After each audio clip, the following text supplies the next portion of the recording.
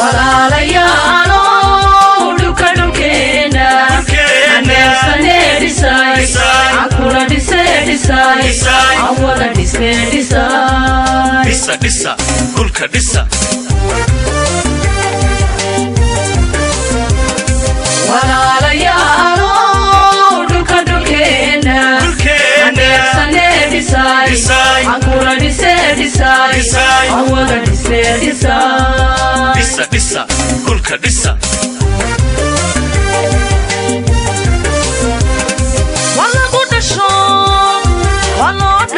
waloo dhinto lagu dhaawacme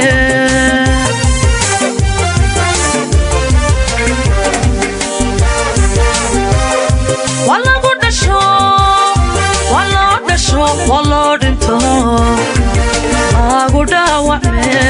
walaalayaalo dhulkeena aneefsane dhisay akula dhisay awada dhisa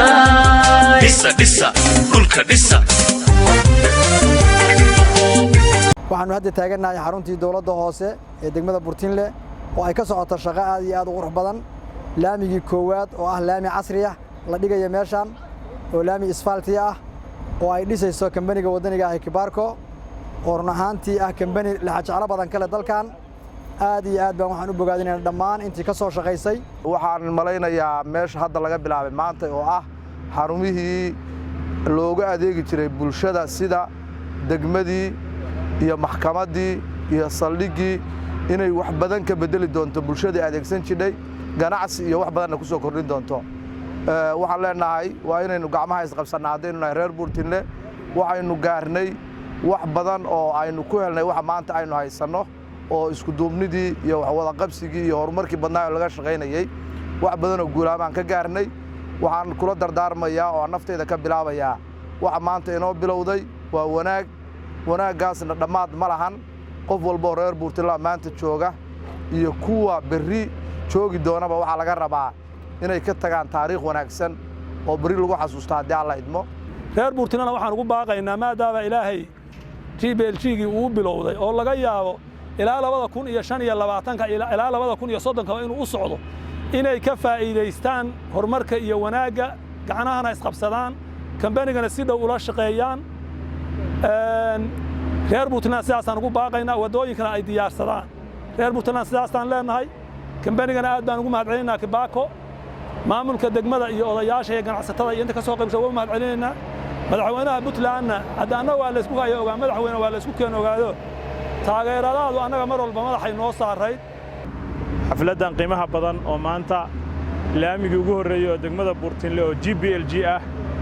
oo laga hirgelinayo degmada Burtinle baanu maanta joognaa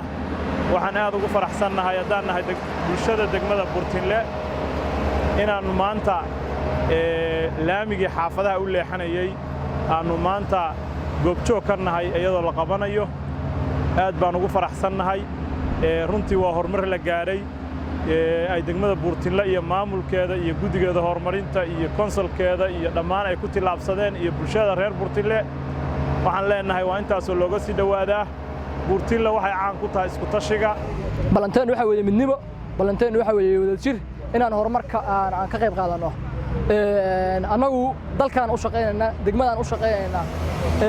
waxaan rajaynaynaa insha Allah wax walba degmadan ku soo kordhin karna inta kalaankeena oo tabarteena inaanu uga faa'iideyno insha Allah isla sanadkan gudihiisa aakhirkiisa dambe waxaan rajaynaynaa inay laamiyadan iyo kuwa ka sii badan oo kale inay noo hirgeli doonaan insha Allah hadii Ilaahay yiraahdo sanadkan intuu dhamaan already waa la ansixiyay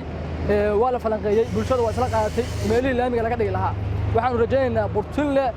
5 sano soo socota inay wada laami noqoto insha Allah hadii Ilaahay yiraahdo reer Burtinle waxa laga rabaa inay diyaar u noqdaan kii sanadka ka jabaso iyo kii guri ka jabayo iyo kii meel laga leexinayo intaas inay diyaar u noqdaan baa laga rabaa insha Allah hadii Ilaahay yiraahdo